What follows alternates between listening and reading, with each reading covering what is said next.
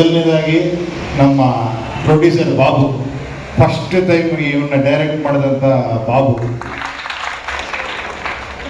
ನನ್ನ ಸಿನಿಮಾ ಇಂಡಸ್ಟ್ರಿಗೆ ಡೈರೆಕ್ಟರ್ ಆಗಿ ಪರಿಚಯ ಮಾಡಿಕೊಂಡಂತ ಡೈಲಾಗ್ ರೈಟರ್ ಆಗಿದ್ದಾಗ ತರಲೆ ನನ್ನ ಮಗ ಜಗ್ಗೇಶ್ ಅವ್ರು ಮಾಡಿರುವಂಥ ಸಿನಿಮಾ, ಅದಕ್ಕೆ ಪ್ರೊಡ್ಯೂಸ್ ಮಾಡಿದ್ರು ಇವರು. ಆ ಪಿಕ್ಚರ್ ನನ್ನ ಫಸ್ಟ್ ಡೈರೆಕ್ಟರ್ ಆಗಿ ಸ್ಟಾರ್ಟ್ ಮಾಡಿ ಅದಾದ್ಮೇಲೆ ನಿಮಗೆಲ್ಲ ಗೊತ್ತು ತುಂಬ ಸಿನಿಮಾ ಡೈರೆಕ್ಟ್ ಮಾಡಿದೆ. ಆಮೇಲೆ ಇನ್ನೊಂದು ಕೆಲವು ವಿಷಯಗಳು ಹೇಳ್ತೀನಿ ಅಷ್ಟೇ, ವಿಷ್ಣು ಸರ್ ಒಂದು ಗ್ಲಿಮ್ಸ್ಗಳು ಬರುತ್ತೆ ಅದನ್ನ ಹೇಳ್ತೀನಿ. ನನ್ನ ಲೈಫಲ್ಲೇ ನಾನು ಫಸ್ಟ್ ಟೈಮ್ ಸಿನಿಮಾ ನೋಡಿದ್ದು ವಿಷ್ಣು ಸರ್ ಸಿನಿಮಾ, ಅದು ನಾಗರ ಹಾವು. ನಾನಿನ್ನು ಚಿಕ್ಕ ಹುಡುಗ, ಅದು ಹೆಂಗೆ ಜ್ಞಾಪಕ ಐತೆ ಅಂದರೆ ನಮ್ಮಮ್ಮ ಇನ್ನೊಂದು ಸಿನಿಮಾ ಕರ್ಕೊಂಡೋಗಿದ್ರು ವಿಷ್ಣು ಸರ್ ಸಿನಿಮಾಗೆ. ಅಲ್ಲಿ ನಾನು ಥಿಯೇಟ್ರಲ್ಲಿ ಅಮ್ಮ ಅಮ್ಮ ರಾಮಾಚಾರಿ ರಾಮಾಚಾರಿ ಅಂತ ಕೂಗ್ತಾ ಇದ್ದಂತೆ. ಅಂದರೆ ನಾನು ಅವಾಗ ಗೊತ್ತಾಯಿತು ನನ್ನ first cinema Ramachari Vishnu sir ನೋಡಿರೋದು ಅಂತ. ನೋಡಿ ಅದೇನೋ ಗೊತ್ತಿಲ್ಲದೇನೋ ಅವರ ಬರ್ತ್ಡೇನೂ ಹಂಚ್ಕೊಂಡಿದ್ದೀನಿ. ನಾನು ಹುಟ್ಟಿದ್ದು ಸೆಪ್ಟೆಂಬರ್ 18. ಯಾವಾಗ ಬರ್ತ್ಡೇ ಮಾಡ್ಬೇಕಾದ್ರೂ ನಾನು ಅವ್ರಿಗೆ ಸಿಕ್ಕಿದಾಗೆಲ್ಲ ಹೇಳ್ತಿದ್ದೆ, ಸರ್ ನಾವು ಒಂದ್ಸತಿ ಇಬ್ಬರು ಸೇರಿ ಬರ್ತ್ಡೇ ಮಾಡಬೇಕು ಅಂತ. ನಾವು ಸೇರೋ ದಿನ ಎಲ್ಲ ಬರ್ತ್ಡೇ ಬಿಡಿ ಅನ್ನೋದು. ತುಂಬ ಸತಿ ಅವ್ರ ಮನೆಗೆ ಹೋಗ್ತಿದ್ದೆ, ಏನಂದ್ರೆ ಅವ್ರು ಮಾತುಗಳು ಕೇಳಬೇಕು. ಅವರು ತುಂಬ ಒಳ್ಳೆ ಮಿಮಿಕ್ರಿ ಆರ್ಟಿಸ್ಟ್, ನಿಮ್ಗೆ ಗೊತ್ತಾ, ಸಿಕ್ಕಾಪಟ್ಟೆ ಅದ್ಭುತವಾದ ಮಿಮಿಕ್ರಿ. ಎಲ್ಲರನ್ನು ಹೆಂಗೆ ಮಿಮಿಕ್ರಿ ಇಮಿಟೇಟ್ ಮಾಡೋರು ಅಂದರೆ ನಾನು 1 hour ನೋಡ್ತಾ ಅವ್ರನ್ನ ಕೂತ್ಕೊಂಡ್ಬಿಡ್ತಿದ್ದೆ. ಅಷ್ಟು ಚೆನ್ನಾಗಿ ಮಾಡೋರು ಅವರು. ಅದ್ರ ಮತ್ತೊಂದು ಒಳ್ಳೆ ಡೈಲಾಗ್ ಹೇಳೋರು ನಿಜವಾಗ್ಲು. ಏನಂದ್ರೆ ಎಷ್ಟು ಚೆನ್ನಾಗಿತ್ತಂದ್ರೆ, ಅದೆಲ್ಲ ಗೊತ್ತಿರ್ಬೋದು ನಿಮಗೆ, ಬಹಳ ಫೇಮಸ್ ಡೈಲಾಗು. ಒಬ್ಬ ಮನುಷ್ಯನಿಗೆ ಯೋಗ ಬರುತ್ತೆ, ಅದನ್ನು ಉಳಿಸ್ಕೊಳ್ಳೋ ಯೋಗ್ಯತೆ ಇರಬೇಕು. ಯೋಗ ಯೋಗ್ಯತೆ ಎರಡೂ ಇದ್ರೇನೆ ಈ ಸಿನಿಮಾ ರಂಗದಲ್ಲಿ ಜನ ಚಪ್ಪಾಳೆ ತಟ್ಟೋದು ಅಂತ. ಅದಾದ್ಮೇಲೆ ಇನ್ನೊಂದು ವಿಷಯ ಹೇಳೋರು, ಅವನ್ನ ಸಂಪೂರ್ಣ ಒಪ್ಕೊಳ್ಳಿ, ಅವನ್ನ ನಿಮ್ಮ ಸಂಪೂರ್ಣ ಅಪ್ಕೊಂತಾನೆ ಅಂತ. ಅದೇ ವಿಷ್ಣು ಸರ್. ಆಮೇಲೆ ಸರ್ ನೀವು ಯಾವಾಗ ಹೇಳ್ತೀರಲ್ಲ ಸರ್, ಅದೇನು ಜೋಶ್ ಮೇಲೆ ಮಾಡಿ ಕೆಲಸ. ಹೋಶ್ ಅವ್ರ ಜೋಶ್ ಅಲ್ವಾ? ಏನಂದ್ರೆ ಸ್ಟ್ರೆಸ್ ಮಾಡ್ಕೊಂಡು ಸಿನಿಮಾ ಮಾಡ್ಬಿಡಿ, ಖುಷಿಯಾಗಿ ಸಿನಿಮಾ ಮಾಡಿ ಅಂತ ಎಲ್ಲರನ್ನೂ ಖುಷಿಯಾಗಿಡೋರು.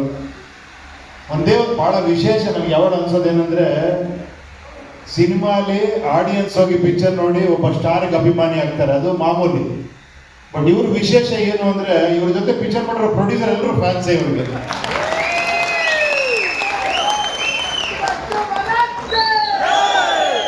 ಆಮೇಲೆ ಇಲ್ಲಿ ನಿಮ್ಮ ಬಗ್ಗೆ ಒಂದು ವಿಶೇಷ ಹೇಳಬೇಕು ಅಂದ್ರೆ, ನನ್ನ ಲೈಫಲ್ಲಿ ನೋಡಿಲ್ಲ ಒಬ್ಬ ಕಟ್ಔಟ್ಗೆ ನೀವು ಹಾಕ್ತಿದ್ದಂತ ಇದೆಯಲ್ಲ ಹಾರಗಳು ಯಾರಿಗೂ ಹಾಕಿಲ್ಲ. ಯಾರು ಅದು ಕಟ್ಔಟ್ ಅಂದ್ರೆ ಅದರ ಮೇಲಿಂದ ಕೆಳಗಡೆಯವ್ರಿಗೆ ಹಾರ ಹಾಕಿ ಸಂಭ್ರಮಿಸ್ತಾ ಇದ್ರಿ. ಅವ್ರ ಹಾಡು ಅವ್ರು ಅದೇ ತರ ಬದುಕಿದ್ರು. ಈ ಅಂಜದ ತಗ್ಗುವಾಳಲ್ಲ, ತಲೆ ತಗ್ಗಿಸಿ ಬಾಳಲ್ಲ, ಈ ರಾಮಾಚಾರಿ ಕೆಳಗೋ ಗಂಟು ಇನ್ನೂ ಹುಟ್ಟಿಲ್ಲ. ರೋಮಾಂಚನ ಆಗುತ್ತೆ ಆ ಸಿನಿಮಾ ನೆನೆಸ್ಕೊಂಡ್ರೆ, ಅವರ ಪರ್ಫಾರ್ಮೆನ್ಸ್ ನೆನೆಸ್ಕೊಂಡ್ರೆ. ಬಹಳ ತುಂಬ ಖುಷಿ ಅನ್ನಿಸ್ತು ಈ ಪ್ರೋಗ್ರಾಮ್ ಬಂದು. ಎಲ್ಲದಕ್ಕಿನ್ನ ಕೋಟೆಗುಬ್ಬ ಪಿಕ್ಚರಲ್ಲಿ ನಮ್ಮ ಶ್ರೀಮತಿಯವರು ಆ ಪಿಕ್ಚರಲ್ಲಿ ಮಾಡಿರೋದು ಇನ್ನೊಂದು ವಿಶೇಷ. ಮತ್ತೆ ಅದು ರಿಲೀಸ್ ಮಾಡಿರೋದು ಇನ್ನೊಂದು ವಿಶೇಷ.